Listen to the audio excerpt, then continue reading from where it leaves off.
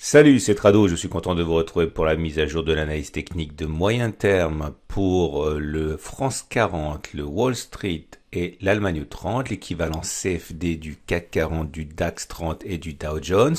Je vous retrouve de l'autre côté.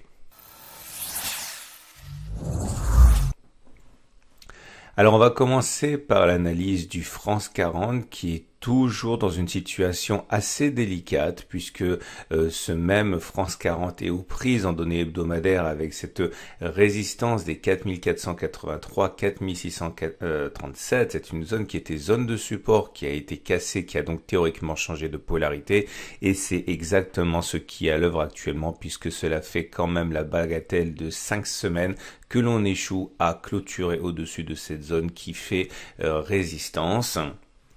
On remarquera par ailleurs que la tendance plus que jamais est baissière sur cette unité de temps avec la moyenne mobile à 20 semaines et la moyenne mobile à 50 semaines qui sont descendantes, qui se sont croisées avec une moyenne mobile 50 semaines au-dessus de la moyenne mobile à 20 semaines, elle-même au-dessus des cours. Pour l'instant, pas de doute, ce à quoi nous assistons pour l'instant, encore une fois, s'apparente à un rebond technique en tendance toujours baissière.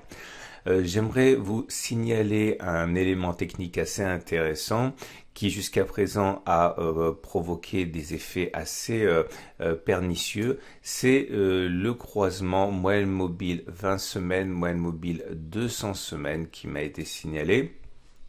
Et comme vous pouvez le voir, lorsque, faisons simple, la courbe verte croise la courbe rouge, eh bien, on a des effets qui sont assez dévastateurs. Du moins, c'est ce qui s'est produit dans le passé.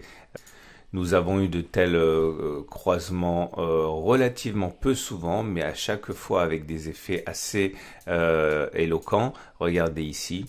Un croisement à la hausse, moyenne mobile 20 semaines, moyenne mobile 200 semaines, et vous voyez la hausse qui s'en est suivie. Vous avez eu également ici un tel croisement, mais à la baisse. Encore ici, un croisement M20, M200 à la hausse.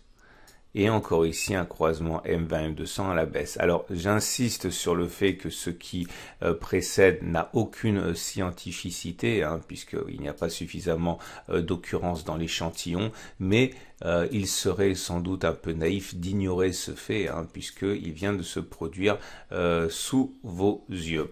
On passe maintenant au marché suivant.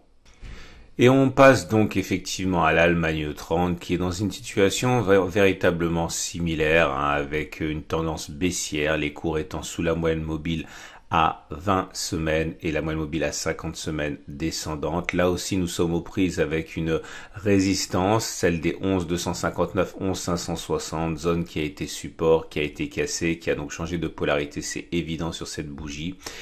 Et nous avons des éléments là aussi qui peuvent inquiéter, à commencer par la forme du chandelier japonais de la semaine, qui est un harami baissier, vous voyez bougie verte, bougie rouge, et puis ce même signal au niveau des moyennes mobiles qu'on a identifié sur l'analyse du France 40, à savoir le croisement de la moyenne mobile à 20 semaines et de la moyenne mobile à 200 semaines.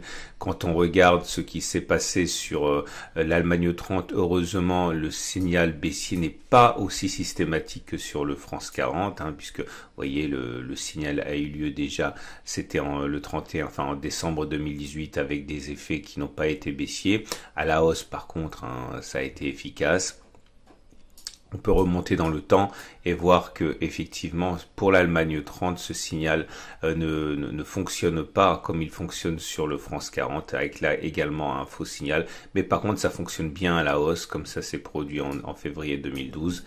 Là par contre le signal baissier a été effectivement respecté dans les faits, comme le signal haussier l'a été en janvier 2005. Et puis le fameux croisement M20-M200 qui a porté ses fruits par contre en 2001. Donc voilà, ce n'est absolument pas une bonne nouvelle, mais on va dire que le système n'est pas aussi systématique que sur le France 40. De toute façon, dans l'immédiat, on retiendra surtout qu'on n'a pas suffisamment d'occurrences pour tirer des lois statistiques fiables. Il demeure que ce n'est pas une bonne nouvelle. Et on termine avec le Wall Street, l'équivalent CFD du Dow Jones 30. On voit que le même scénario est à l'œuvre. On avait un support qui a été cassé, qui a changé de polarité et qui est devenu résistance. C'est le cas avec la zone 24 600, 24 715. Là aussi, il faut se méfier de la tendance qui est toujours baissière au regard de la moyenne mobile à 20 semaines et au regard de la moyenne mobile à 50 semaines, toutes les deux descendantes et toutes les deux au-dessus des cours. Néanmoins, sur le Wall Street, on ne retrouve pas le même signal donné par un croisement moyenne mobile 20 semaines, moyenne mobile 200 semaines. Donc en ce sens, on est plus à l'aise avec le scénario du Wall Street si on est haussier. Néanmoins, il faut bien comprendre que nous sommes en tendance baissière et que tant que nous serons en tendance baissière, tout ce qui suit ne peut être considéré pour l'instant comme autre chose qu'un rebond technique.